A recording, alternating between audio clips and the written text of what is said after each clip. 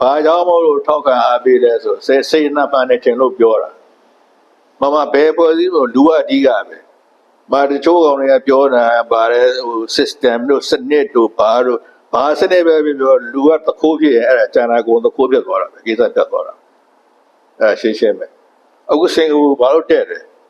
ဒီကွန်ယူတို့ဟာခေါင်းဆောင်တဲ့လူ3ယောက်ကတကယ်ကို very sincere သူတို့ honest ဖြစ်ပြီးတော့တိုင်းပြည်အတွက်တကယ်လောက်သွားတဲ့ကောင်တွေဒါမှမဟုတ်စင်ကူဒါမှမဟုတ်စင်ကူကောင်တွေထွက်ပြေးရတာကြာပြီဘာတောက်ရှာရေးတော့မရှိဘူးဒီကောင်တွေဒီကောင်ကတော့ပဲရှိတာနော်အကြီးဆုံးအကျယ်ဆုံးနေရာမှာရှေ့နဲ့နောက်နဲ့35မိုင်လောက်ရှိတယ်ကျွန်းဘာမှမရှိဘူးမလေးရှားဒီကောင်တွေကန်ထုတ်လိုက်တဲ့အချိန်မှာဒီကွာယူမျက်ရည်တောင်ချတယ်ဒီကောင်ဘာလို့ဆိုရက်တီဘူးဆိုတာလွယ်တဲ့လို့မဟုတ်ဘူးလေ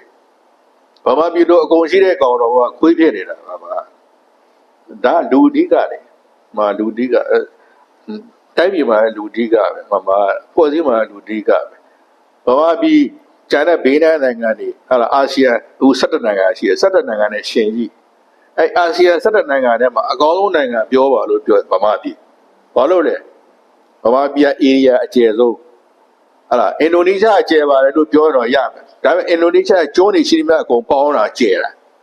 တကျွန်းတွေကကျယ်တာမဟုတ်ဘူးနောက်ပြီးတော့ရာသီဥတုမျိုးစုံရှိတယ်အင်ဒိုနီးရှားမှာ Snowcat Mountain မရှိဘူးဟောဒီမှာ Snowcat Mountain ရှိတယ်ဘာပြောမလဲလို့ရှိတယ်မြအကုန်ရှိတယ်ကာယိုရာမိုင်1200ကျော်ရှိတယ်သဘောက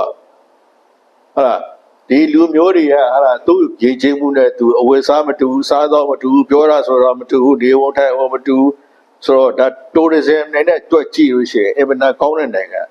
ဗမာပြည်တော့ကောင်းတဲ့နိုင်ငံဘယ်မှာမှမရှိဘူးတကယ်ဒါဗမာပြည်ကရှိတဲ့လူတွေက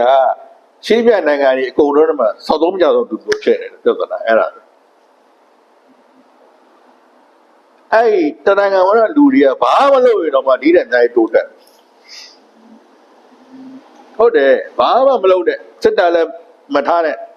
ဘာလို့ပြောလို့ဝင်းကြီးချုပ်တွေပါလည်းမထားနဲ့ဒီတိုင်းပဲနေလူတွေဒီတိုင်းနေတော့မှဒီတဲ့အများကြီးတိုးတက်အခုဒီကောင်တွေလုံးတာနဲ့ပို့ပြီးတော့ဆိုးသွားတာပါ